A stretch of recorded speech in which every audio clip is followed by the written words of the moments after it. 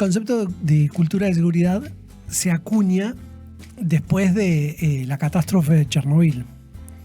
Me gustan las descripciones que hay para dar cuenta del impacto que tuvo y que pudo haber tenido ese evento. ¿Viste? Hay una nube tóxica que cruza 13 países y que en la serie de Chernobyl de HBO lo grafican muy bien el evento, que de hecho está basada en el libro Voces de Chernobyl, por el cual le dieron el premio Nobel a una escritora bielorrusa que se llama Svetlana Alexievich.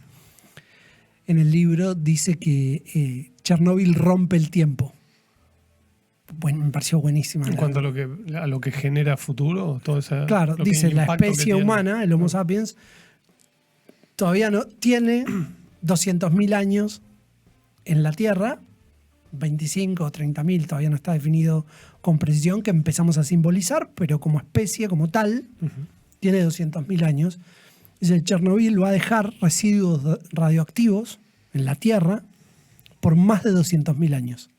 O sea, por más de la vida que tiene la especie, con lo cual acuña o presenta esta idea de que rompe el tiempo.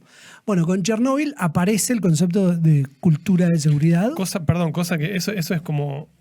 Siempre es como impactante, ¿no? Que haya... a mí me gusta siempre pensarlo así. Que haya un momento en el que un concepto no existe y de golpe existe, ¿no? Aparece, vos decías acuñar, y apareció por esto que ocurrió, pero sí, antes no existía. Y que sea tomado de alguna forma, ¿no? Empieza a transitar como distintos foros y se instale como un concepto central para pensar los temas, ¿no? Exactamente, y eso habla mucho de la época. ¿Qué está diciendo que el concepto de cultura de seguridad haya sido validado? Que antes no. Digamos, básicamente que le estamos dando identidad al término cultura, que sí existía, el término cultura en la antropología se estudia hace 100 años, o ahora más, pero... Para la seguridad, la conjunción cultura de seguridad entra después del evento de Chernobyl, y yo te diría que como práctica validada en la industria entra después de Macondo. Digamos, o sea, entra 24 años después de que el concepto se acuña, la industria del oil and gas empieza a tomárselo en serio. De hecho, es en el año 2010 que se publica la práctica 435, la de EOGP con la escalera de cultura, que te hace el lenguaje tan amigable para trabajar. Pero los conceptos vienen como desplazados, ¿no? O sea, acá se acuñó todo este tiempo para que tenga un salto de calidad y se empiece a utilizar, sobre todo por lo abstracto que es, ¿no? Primero pensar que se utilizaban como la suma de atributos. Es la suma de comportamientos, creencias y valores, palabras que a su vez tienen su propia semántica. Entonces este concepto como de segundo orden, o sea, un concepto que tiene conceptos adentro, tarda mucho las organizaciones tardan mucho en apropiarlo, pero yo te diría que hoy, pleno 2025, pero ya te diría que esto ocurre hace algunos años, algunos pocos años, está instalada ya la idea de que cuando hablamos de cultura hablamos como del fenómeno grupal, hablamos de contextos, hablamos de sistemas, o sea, cómo todo lo que hay alrededor del individuo moldea de alguna manera su comportamiento. Por eso ya no es culpa de un individuo. No buscamos un culpable o lo que EOGP dice, la mirada patológica de la cultura, sino que, bueno, entendemos que el individuo es un ser que está dentro de un contexto y ese contexto lo fuerza a hacer determinadas cosas. Es un emergente de un contexto. Claro. Me acuerdo de una discusión muy bizantina que tuve sobre esto, que decía, bueno, pero la persona no se puso el cinturón de seguridad, había volcado un camión minero, un camión de esos gigantes, y se había roto la clavícula. Entonces, ¿por qué no se puso el cinturón de seguridad? Es todo culpa del individuo. Bueno, siempre podés mirar que hay un contexto en el cual eso estaba permitido, digamos. Bien, dicho esto, de que lo contextual o lo que la etiqueta en Internet lo ubicás como the power of context, el poder del contexto, está investigado hace muchos años, pero en la cultura de seguridad te diría que ahora recién ha terminado de tomar cuerpo definitivamente.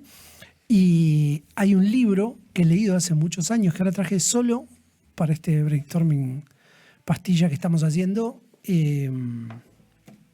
un concepto de todo este libro, que me pareció bueno. El libro se llama Situations Matter, que es como la situación importa, el contexto Claro. importa. Ujú. Lo que ocurre alrededor importa. Sí, una fascinante exploración sobre las fuerzas invisibles que influencian tu vida y para entender cómo mejorar todo lo que haces. Bueno, estas promesas gringas Sí. que te prometen todo. Bueno, el capítulo 4 es muy bueno. Dice, no sos la persona que crees que sos. Así te presentan el capítulo que me gusta mucho porque empieza presentando ese capítulo la idea, empieza como con una pregunta, ¿cuáles son las preguntas que te asaltan a la mañana cuando te levantás y te estás mirando en el espejo? Y la pregunta es por tu identidad. ¿Quién soy? ¿De dónde vengo? ¿Dónde voy? Yo, bueno, en Latinoamérica hay otras preguntas Claro. también ¿Qué te haces primero? que son del orden de cómo pagar algunas subsistir. cuentas? Claro. Pero bueno, el libro está bien porque está escrito con cierta ironía y dice, bueno, nuestra identidad, esa autopercepción que tenemos sobre quién somos, está moldeado por las situaciones públicas. Está moldeado por el contexto. Dice, no únicamente nosotros nos comportamos diferente en público, sino que en privado también estamos moldeados por el lugar en el que estamos y por la gente que tenemos alrededor. Medio que acota el contexto a decir en dónde estás y quién tenés alrededor. Eso es lo que moldea. Y quién tira, sos. tira la relación directa de que en el fondo tus diferentes comportamientos así poliédricos son tu identidad, en definitiva. Dice, no se resistan a la noción de con quienes ¿Por qué? ustedes están y el lugar en el que están y con quienes tenés Te alrededor afecta. Ah. condiciona a quien vos crees que sos vos mismo y por ende cómo te vas a comportar. Lo cual me gusta porque lo cuenta muy bien y dice, la identidad muchas veces, a pesar de lo que creemos, se define por contrastes. Vos no pensás quién sos en el vacío, sino que los ejemplos que dice, no hay ningún rubio que en Estocolmo vaya a definirse por su color de piel, por su color de pelo. Dice, pero probablemente si esa misma persona está en Sudáfrica o en otro contexto, cuando piense en quién es, diga, bueno, piense que es rubio, porque está en un contexto diferente. Lo mismo dice, no, un estudiante de un colegio secundario en el colegio probablemente no se defina a sí mismo como un estudiante, incluso en situación de estudio. Claro. Pero si está en una cena, un almuerzo familiar Claro. o con sus tíos y sus padres, piense en él mismo como un estudiante. Claro. Necesita cosas distintas en diferentes contextos también, claro. Y como que el contraste te interpela y se mete en lo que vos pensás de vos mismo. Sí. Lo cual es como bastante incómodo como concepto en sí mismo, Ya digamos, siento- difícil de ya siento- aceptar. Ya siento angustia con mi identidad. Entonces sigue y bueno, me pregunta, dice, pero entonces ¿de dónde viene la identidad? No, es todo incómodo el capítulo. Dice, pero ¿de dónde viene la identidad? O sea, esa cosa profunda que vos creés, ¿en dónde se gesta? ¿En dónde se gestan lo que vos crees que son tus valores y tus debilidades? ¿En dónde crees que se gesta eso que ves como un futuro brillante o tus arrepentimientos más profundos? ¿De dónde sale todo eso? Entonces dice, bueno, no sé, simplemente lo sé.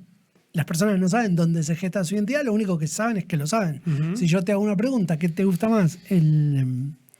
Que soy dulce o las frutillas con crema, probablemente tengas una respuesta inmediata que tiene que ver con esos gustos que hacen a cómo se forjó tu identidad. Depende del hotel. Depende del contexto. Bien, entonces dice, todo el libro sugiere preguntas, ejercicios con preguntas que te llevan como a alguna búsqueda reflexiva. Entonces dice, pensá en los 10 momentos que definieron tu vida. Pensá en 10 momentos que definieron tu vida, algunos más importantes que otros. Pensá en las 7 decisiones más críticas que tomaste. Pensá en quiénes son las 5 personas más importantes de tu vida. Dice, ¿qué tienen en común todas estas preguntas? Dice, además de lo incómodo de poner números arbitrarios. El libro está escrito como como cuando alguien está tomando un tema delicado pero se ríe del Sí. tema porque en el fondo tampoco está tan seguro. Claro. Igual apoyado en 1000 investigaciones, es un libro entretenido. Dice, ¿qué tienen en común estas preguntas? Que todas te llevan a que proceses cómo cosas externas moldean lo que vos sos, pero además los procesos de reflexión moldean tu identidad. Si vos querés saber quién sos, tenés que reflexionar. El hecho de reflexionar te muestra quién sos. Y yo hacía esta conexión como, bueno, ¿qué te da el sentido de vulnerabilidad? preguntas que te hacen reflexionar Claro. sobre determinados temas, ¿no? Ujú, claro. ¿Qué es lo peor que puede pasar? ¿Cuándo puede pasar? ¿Con qué frecuencia? O sea, la reflexión hace a tu identidad. Tu reflexión para tu identidad como líder que gestiona riesgos o como persona que gestiona riesgos tiene que ver con los diferentes momentos de introspección que hayas tenido. Bueno, y me gustó. Me quedé pensando en eso de que te interrumpo un minuto. No, porque ya te llevo al horario y termino, para así que dale tranquilo. No se me escape que lo que dijiste, no reflexionás en el vacío, ¿no? Me resultó eso interesante porque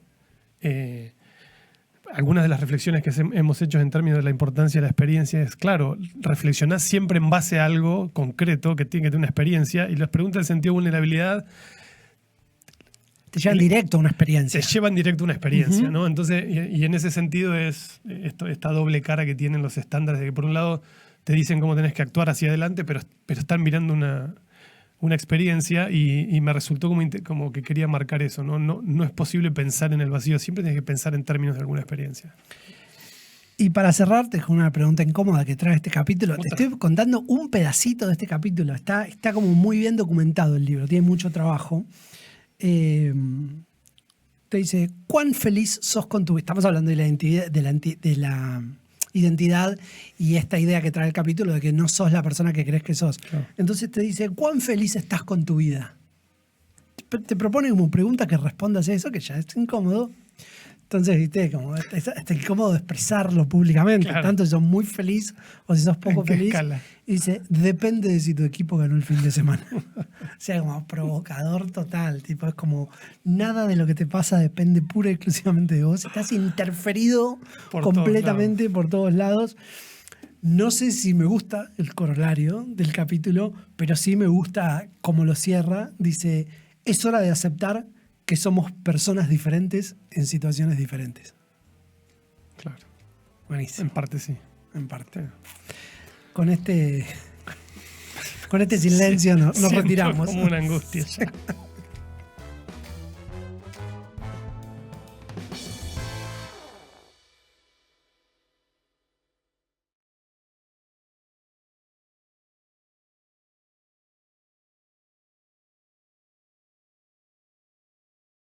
Facturar hasta acá. Acá se puede. Me da un poco de odio. Tengo que ¿Libro? decirte, sí. ¿Por qué? No me van a robar mi identidad así como tan livianamente. Un gringo conductista. Está escrito con mucha ironía. Siento igual que levanté el volumen en el capítulo. Como que se controla, pero no tanto. Un robador de identidades. Es provocador en todo sentido. Igual se entiende, sí. De hecho, Sí. mirá, el dibujo en la tapa del libro son todos pescaditos grises y uno pintado color, pero va hacia el mismo lugar. Ni siquiera es que va para el otro. Es muy fácil de leer. Ujú. El libro, si a alguien le interesa indagar en el poder del contexto, The Tipping Point de Gladwell y Situations Matter de Sam Somers, a quien no conocía, son dos buenos libros. Yo creo que lees esos dos y no tenés más ganas de leer sobre el contexto influenciando la identidad. Bueno, den like, suscríbanse y todas esas cosas que nos hacen felices. Gracias. Gracias.